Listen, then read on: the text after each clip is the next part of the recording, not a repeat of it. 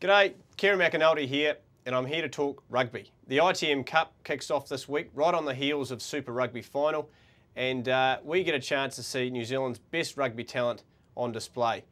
Slightly different format this year, with the Premiership and the Championship being organised. The first 7 teams after last year's competition are in the Premiership.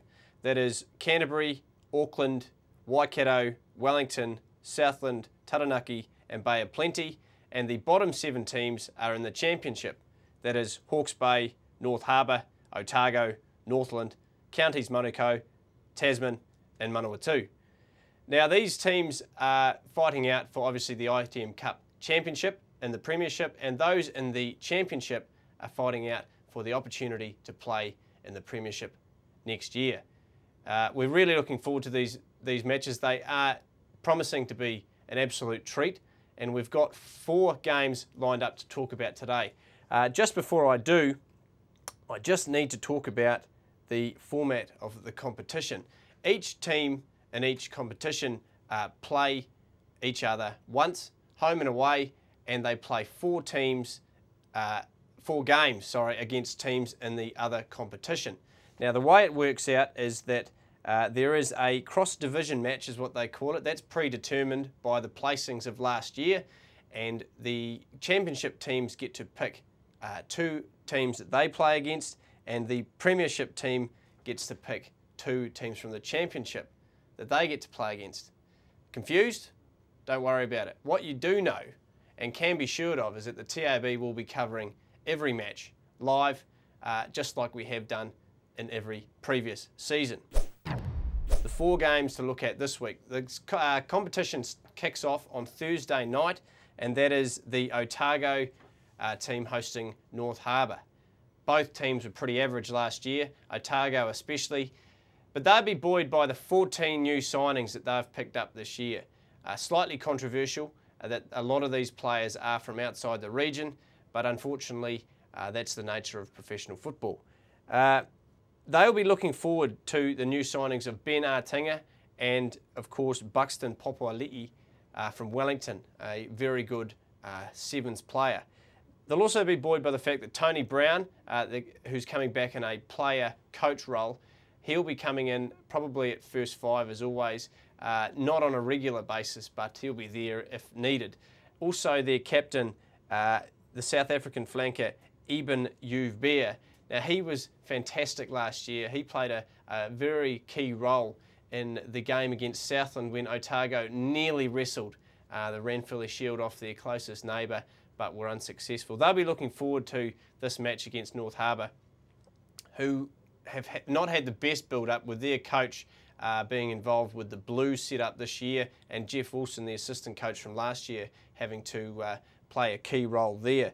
They'll be looking forward to playing Otago down in Dunedin. Hopefully for them it's good weather. It does look like it's going to be rain or snow, so that will play into the home side's advantage.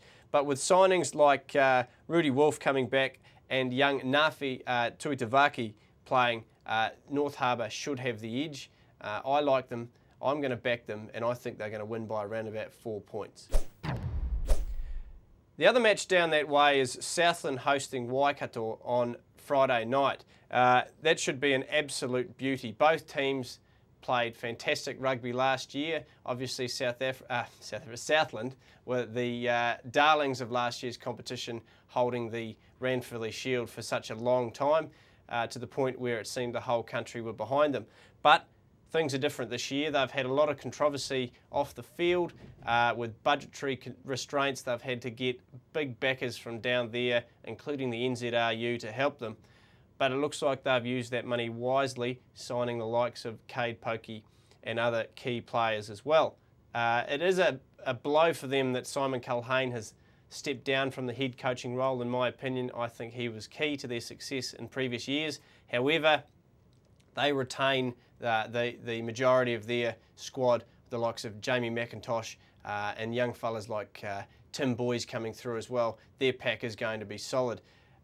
They should go well against last year's finalists Waikato. I'm looking forward to seeing Marty Holler playing rugby in New Zealand again, and also the likes of Declan O'Donnell and Henry Spate coming back. Their back should be strong. Waikato should do it if the weather's good. I've got them by 6, but if it's raining, if it's windy and if it's cold like Invercargill does best, I wouldn't back Waikato. I would probably steer towards Southland. It's going to be, the weather plays such a key role down there. So I would hold on until to see what the weather's like before I place my money on that one. But if it is like it is now, I would be on Waikato there. Taranaki host Wellington in what promises to be a great match. Last year, Taranaki had a great season.